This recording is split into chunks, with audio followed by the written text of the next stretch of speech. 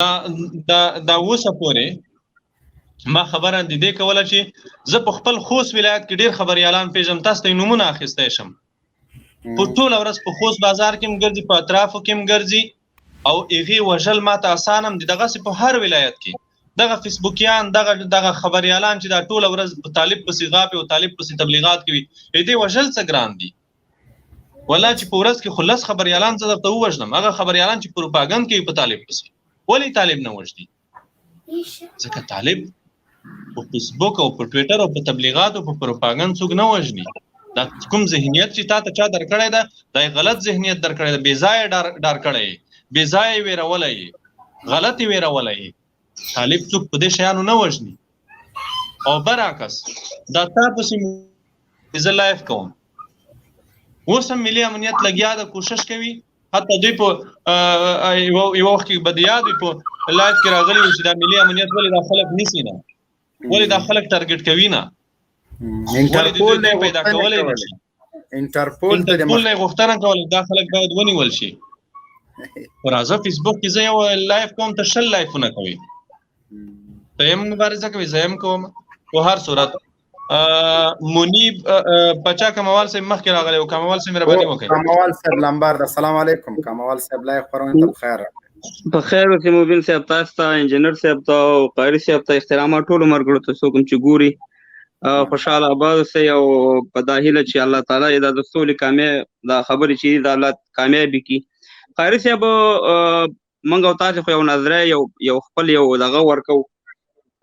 تاسو اوس موجوده څه داسې خنډ نه یا داسې کم دغه نه چیرې دا خدای نه خاصه دا د خبرو دغه بشي ناکامي ثواب بشي. اوس خو کووینې دواړه افغانان دي، دواړه مسلمانان دي او نه پنجابیان شته دي او نه امریکایان شته. اوس به څه شخړې قاري صاحب داسې چې تاسې داسې لږ رڼا پرې واچوئ، بیا به زه یو دوه درې پوښتنې نورې وکړم که اجازت وي. کموال صاحب محترمه، امید ډیر زیات ده، زه خپل ډیر خوشبینه یم، زه دې ته خوشبینه یم چې انشاءالله په دې هیواد کې به سوله راځي. افغانان اوس پوهېدلي دي، افغانان په دې پوهې شوي دي چې د افغانان هر افغان دا باور لري. تاسې لاړ شئ د افغانستان په کلیو ښارونو کې وګرځئ، د ټولو افغانانو نظر تاسې واخلئ. یو افغان ته ورشه، ته درته ووایه چې ته جمهوریت دیموکراسي غواړې که ته د خپل زوی غواړې چې ژوندی دې وي. یوې مېرمنې ته ووایه په اردو کې یا په بل ځای کې د زوی ده یا میړه ده یا ورور ده، هغه سرتیری ده. تاسې د هغې نه پوښتنه وکوئ چې ته جمهوریت او دیموکراسي غواړې که د خپل زوی دی چې بد شي. دا ملت د دیموکراسۍ او د جمهوریت دپاره قربانۍ ته نه دي تیار. دلته که قربانۍ ته تیار دي، یوازې د اروپا او د امریکا څخه راغلي دا میلمانه تیار دي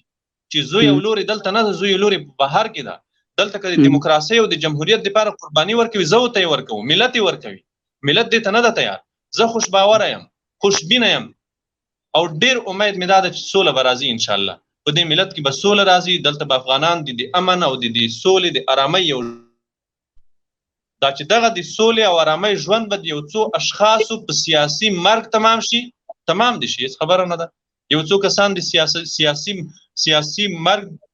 دوی ته راشي، یعنی دوی د سیاست نه ګوښه شي، هېڅ خبره نه ده. خو چې دا ملت قرار شي، دا ملت په امن شي، دا ملت د ارام ساه واخلي. قاري صاحب محترم، زما کموال صاحب قاري صاحب دغه یو شي کې بل نن پارونکې خبرې وشولې. ګوره د صلح په وړاندې ملګرو دا سټوډیو لږ خالي کوي چې قاري صاحب راشي. سټوډیو کې هجوم جوړېدل د موږ د لایف د تخریب سبب ګرځي، لایف مو خرابېږي، بار بار مو موږ کته کوو، تاسو بیا راځئ. نو سټوډیو چې څومره فل کېږي همغومره د موږ لایف ته تاوان کوي. کوشش وکړئ لاندې کښېنئ ونه واورئ، په سترګو وخت در کوم. قاري صاحب یو شی بل چې ته کموال صاحب ته لږ وضاحت ورکړې. نن 2 وارې عبدالله په تقریر کې دا خبره پارونکې ده، ډېره دردونکې هم ده چې یو جاسوس ته د یو اتل لقب ورکول. داسې د مسعود تلین نه و چې دلته د مسعود خبرې وشي. په زوره داسې یو څه کېږي چې باید جانب مقابل وپارول شي. هماغه خبرې ما لا اورېدلې نه دي، تا اورېدلې دي، هغه وضاحت ورکړه پاچا کموال صاحب ته.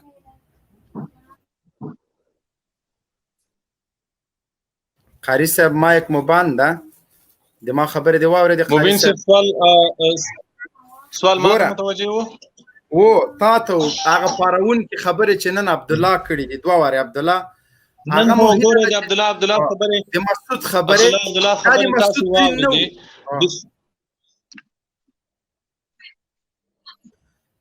ملګرو تاسو ولې نه پوهیږئ زه مجبوره تاسو بلاک کم هیله مو دا د سټوډیو ته مه راځئ سټوډیو فل د 6 کسان موږ راخیستي دي د موږ د لایف د تخریب سبب ګرځي لاندې کښېنئ لایف خپرونه واورئ ضروري نه ده چې هر یو د 15000 کسانو 3000 کسانو کې هر یو راشي او خبرې وکړي لطفا هیله مو دا ده دې ته مو مه مجبوره کوئ چې بیا موږ بلاک کړو تاسو ګورئ بار قاري صاحب له لاین وځي وجه دا د سټوډیو کې هجوم ده سټوډیو کې تاسو ازدحام جوړوي سټوډیو موږ ته پرېږدئ دوه نفرو ځای لازمي باید پاتې وي موږ مقطع کوو تاسو بیا راځئ موږ دلته ریپورټ کېږي په لایف هغه ریپورټ باید موږ ختم کړو نو تاسو چې موږ تاسو بار قطع کوو موږ نه خپل کار پاتې کېږي هیله مو د تاسو د موږ د لایف د تخریب سبب مه ګرځئ چې کله سټوډیو خالي شو بیا د راتلو کوشش وکړئ مهرباني قاري صاحب مبین صاحب د ډاکټر عبد الله خبرې نن ټولو خلکو واورېدې د سولې په مذاکراتو کې چې کله دوه لوري د مذاکراتو میز ته راځي دوی باید دغه اخلاق د اسلامي امارت نه زده کړي وای نن د سولې د مذاکراتو د پیل ورځ وه د عبد الله د خبرو په جواب کې الحاج ملا برادر خوند ویلی شول چې ته مسعود ته ولې قهرمان وایې مسعود د چی قهرماني کړې ده مسعود خو پرون د KGB جاسوس هم و د CIA جاسوس هم و د فرانسې د استخباراتو جاسوس هم و د MI6 جاسوس هم و مسعود خو نه د امریکا د روسانو په خلاف جهاد کړی دی نه کومه میړانې کړې ده دا ځواب وکنه د موږ سره برهان الدین رباني ولې د سولې اتل هغه خو د ډالرو اتل و هغه خو ته خو د سولې شورا په دې خاطر سپارل شوی و چې هلته چې د باراک اوباما د ډالرو پندونه افغانستان ته راولېږل د سولې دپاره هغه کله د سولې اتل و هغه د سولې دپاره وژل شوی ده هغه خو د ډالرو دپاره وژل شوی ده دې خبرو جواب د موږ سره و دې خبرو جواب د اسلامي امارت سره و خو دغه ځای د مذاکراتو دا د تفاهم دا د سولې د ادبیاتو دلته باید د سولې ادبیات کارول شوي وي د سولې کلمې کارول شوي وي تیرې خبرې نه وای شوي د شر و فساد په مقابل کې د موږ جهاد یو پاک سپېڅلی جهاد و موږ دا ملت دا هیواد د تجزیې نه ژغورلی ده موږ دا هیواد د پټکیزم نه ژغورلی ده موږ دا ملت د دې نه ژغورلی ده چې تاسې به راپورته شوی همدا ډاکټر عبدالله و چې پرون به په لاره ولاړ و د خلکو د موټرو نه به یې ښځې راکوزولې همدا لنډغر و چې د خلکو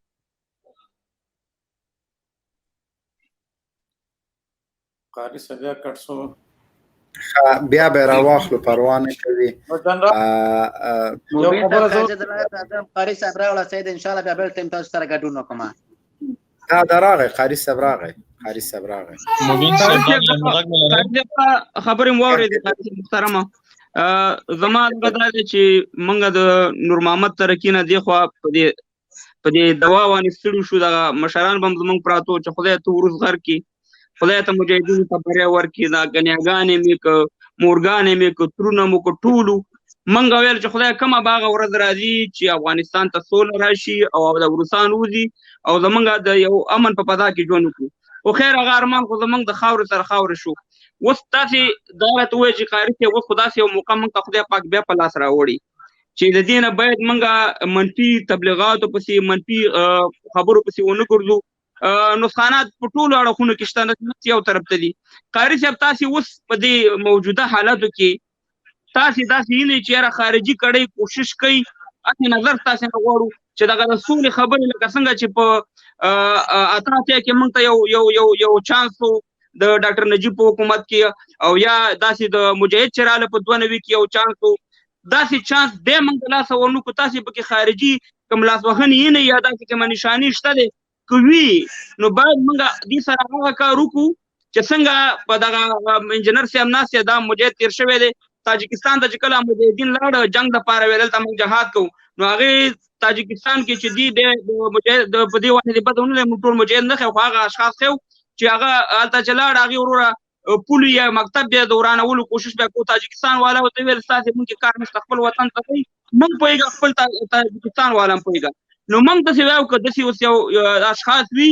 نو موږ افغانان اوس ټول نه راکې پنجابیان شته نه راکې امریکایان شته یو ټول ته خپل کار کوي موږ افغانان موږ مسلمانان یو موږ په یو کوټه کې راغونډېږو په دغه افغانستان باندې موږ تاسو یو د سولې لپاره یو داسې پروګرام جوړو چې هم نظام بچي هم افغانان د دې بدبختیو نه چې روزانه د یینو سیلاب دی په افغانستان کې د دنیا د خاندایو دنیا را پورې خاندي چې افغانان داسې خلک دی وروره جنگي د جنگ په فکر راته ګوري بې ادبي د مافي د زناورو په نظر راته ګوري ځکه چې دا 15 کال په وطن کې جنگ دی دا جنگ خو 1915 نه جاري دی نو دغه شان دي که تاسې موږ دغه شي ته لږ دغه وکړو د منفي شیانو تیر شو که هغه عبدالله او نور خلک وي زه چې دا خو یو داسې موقع راغلې ده او که دې موقع کې هر چا خیانت وکړو نه به الله معاف کړي او نه به افغانان معاف کړي او د دې بدبختیانو که د پس دې نه جوړېږي د دې ذمهوار به ټول دی که فکر کې هغه ځل چې په قطر کې د سولې دغه وشي زه تاسو سره لایف راغلی یم او اوس سره بیا لایف رالم په هغه لایف زما په ریکارډ پروت دی هغه لایف کې ما دا ویلي چې دغه بندیان په 10 ورځو کې باید د معامله د امریکایانو او د حکومت د طالبانو ترمنځ شوې ده باید چې دا ورخوشي شي د شپږ میاشتو چې وګورو شپږ میاشتې موږ څه شی وکړه څومره افغانان د منځه لاړل څومره کونډې یتیمان څومره بدبختیو نو باید اوس هم موږ تاسې دا کار وکړو چې بیا بله ورځ هغه کار کوو باید د هغې نه مخکې وکړو اوس باید طالب هم بدل شوی دی نور خلک هم بدل شوي دي پخوا په دغه ګیره کې زه طالب ځان سره نه پرېښودم پخوا طالب ټي وي نه پرېښودو موبایل یې نه پرېښودو اوس هغه هم پوه شو وروره دنیا سره کم ده باید موږ دنیا سره دغه خپل رفتار وکړو هم د خپل وطن د خپل اسلام حفاظت هم وکړو او دغه سولې ته ورسو د دې منفي دغه باید نور موږ تاسې کیسه کې ونه اوسو قاری صاحب محترم سوال پاچا قاری صاحب تلیفون باندې هم خبرو په موبایل باندې هم خبرو پښتو باندې خبرو قاری صاحب محترم په اجازه باندې پاچا صاحب ته جواب درکمه دي مناصر خیرخوان نن په خپل خبرو کې چې ژورنالستانو ته پښتنې کوي تاسو به اورېدلې وي کنه اورېدلې ان شاء الله چې موږ به درولې د تواب اوري هغه دا خبره ټول ته وکړه چې موږ غواړو چې افغانان په خپل کې سره کینو او هیڅ موږ سره مداخله ونه کړي او د داسې یو کموال صاحب ګورئ